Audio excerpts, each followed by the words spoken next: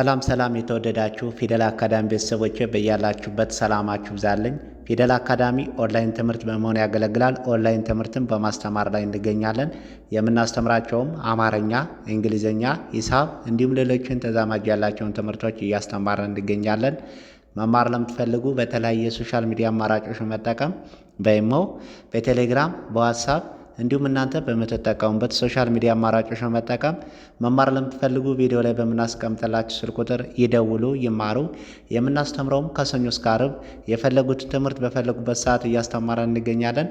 እንዲሁም በተለያየ ምክንያት ሳትማሩ ለቀራችሁ ገና ከመሰረቱ ከጅምሩ እያስተማረን እንገኛለን። ፊደላትን ወይም ሆሄያትን ለይታችሁ ቃላቶችን አገጣጥማችሁ ለማንበብና ለመጻፍም ለተቸገራችሁ ገና ከመሰረቱ ቀለል ባለ መንገድ እያስተማረን እንገኛለን። በዚህ ቪዲዮ አዲስ ለሆናችሁ ላይክ፣ ሸር፣ ሰብስክራይብ፣ ኮሜንት እያደረጋችሁ ቪዲዮ እስከ መጨረሻ ድረስ አብራችሁን በመከታተል አብራችሁን ቆዩ።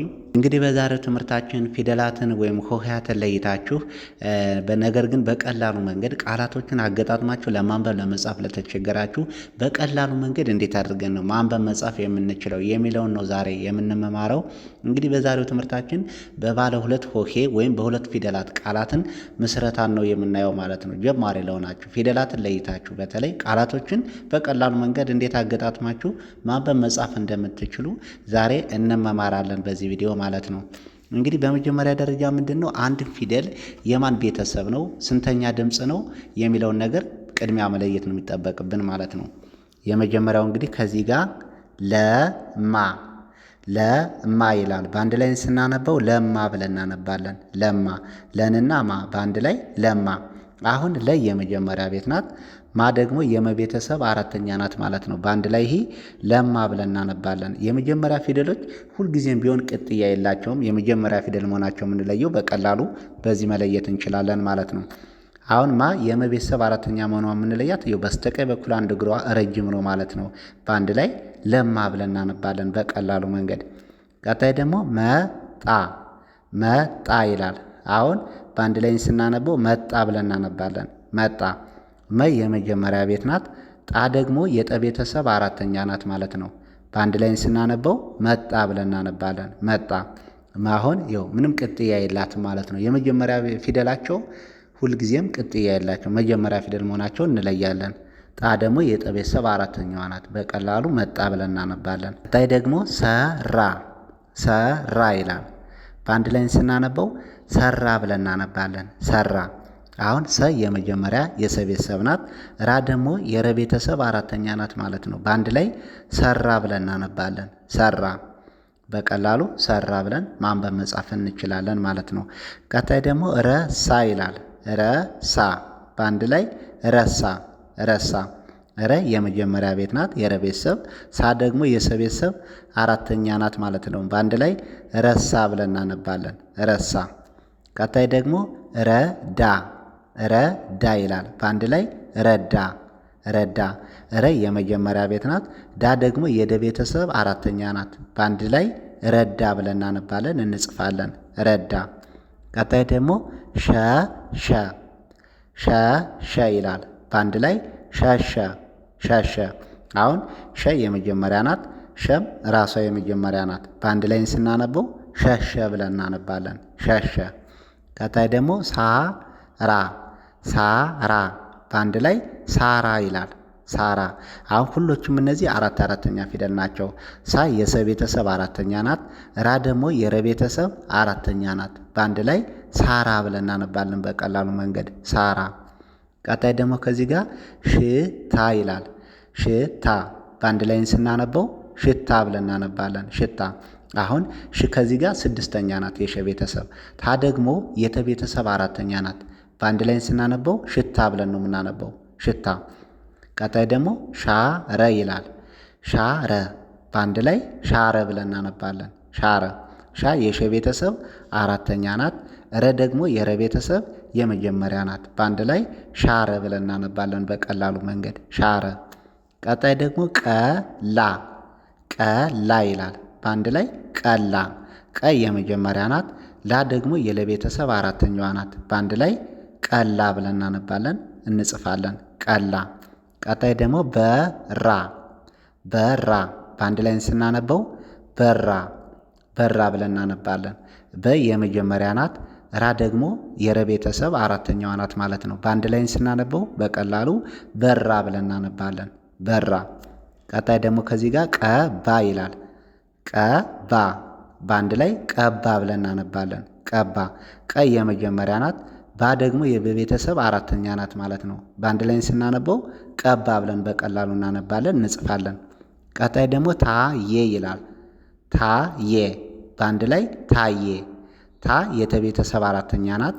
የ ደግሞ የቤተሰብ የመጀመሪያዋ ናት። በአንድ ላይ ስናነበው ታየ ብለን እናነባለን። ታየ። ቀጣይ ደግሞ ተካ ይላል። ተካ። በአንድ ላይ ተካ። ተካ። ተ የመጀመሪያ ናት። ካ ደግሞ የከቤተሰብ አራተኛ ናት። በአንድ ላይ ተካ ብለን እናነባለን። ተካ። በቀላሉ በዚህ መልኩ ማንበብ መጻፍ እንችላለን ማለት ነው። ቀጣይ ደግሞ ከዚህ ጋር ቻለ። ቻለ ይላል። በአንድ ላይ ስናነበው ቻለ ብለን እናነባለን። ቻለ። አሁን ቻ የቸ ቤተሰብ አራተኛ ናት። ለ ደግሞ የለ ቤተሰብ የመጀመሪያዋ ናት ማለት ነው። በአንድ ላይ ቻለ ብለን እናነባለን። ቻለ። ቀጣይ ደግሞ የኔ። የኔ። በአንድ ላይ የኔ። የኔ። የቤተሰብ የመጀመሪያ ፊደላችን ናት ማለት ነው። ኔ ደግሞ የነ ቤተሰብ አምስተኛ ናት። በአንድ ላይ የኔ ብለን እናነባለን። የኔ። ከዚህ ጋር አየ ይላል። አየ። በአንድ ላይ አየ። ሁሎችም የመጀመሪያ ፊደል ናቸው። በአንድ ላይ አየ ብለን እናነባለን። ቀጣይ ደግሞ ኬክ። ኬክ ይላል። በአንድ ላይ ኬክ። ኬክ። አሁን ኬ የከቤተሰብ አምስተኛዋ ናት። ክ ደግሞ ስድስተኛዋ ናት። በአንድ ላይ ኬክ ብለን እናነባለን። ኬክ። ከዚህ ጋር ደግሞ ኮካ ይላል። ኮካ። ኮ የመጨረሻ የከቤተሰብ ናት። ካ ደግሞ የከቤተሰብ አራተኛ ናት። በአንድ ላይ ኮካ ብለን እናነባለን። ኮካ። ቀጣይ ደግሞ ከዚህ ጋር ወር ይላል። ወር። በአንድ ላይ ወር ብለን እናነባለን። ወር። አሁን ወ የመጀመሪያ ናት። ር ደግሞ የረ ቤተሰብ ስድስተኛ ናት። በአንድ ላይ ወር ብለን እናነባለን። ወር። ቀጣይ ደግሞ ዘራ። ዘራ። በአንድ ላይ ዘራ ብለን እናነባለን። ዘራ። ዘ የመጀመሪያ ናት። ራ ደግሞ የረ ቤተሰብ አራተኛ ናት። በአንድ ላይ ዘራ ብለን በቀላሉ መንገድ ማንበብ መጻፍ እንችላለን ማለት ነው። ቀጣይ ደግሞ ወቃ። ወቃ ይላል። በአንድ ላይ ወቃ ብለን እናነባዋለን። ወቃ። አሁን ወ የመጀመሪያ ናት። ቃ ደግሞ የቀ ቤተሰብ አራተኛ ናት። በአንድ ላይ ወቃ ብለን እናነባለን። ቀጣይ ደግሞ ዛራ። ዛራ። በአንድ ላይ ዛራ። ዛ የዘ ቤተሰብ አራተኛ ናት። ራ የረ ቤተሰብ አራተኛዋ ናት። በአንድ ላይ ዛራ ብለን እናነባለን። ዛራ። ቀጣይ ደግሞ እዚህ ጋር ደጋ። ደጋ። በአንድ ላይ ደጋ ብለን እናነባለን። ደጋ።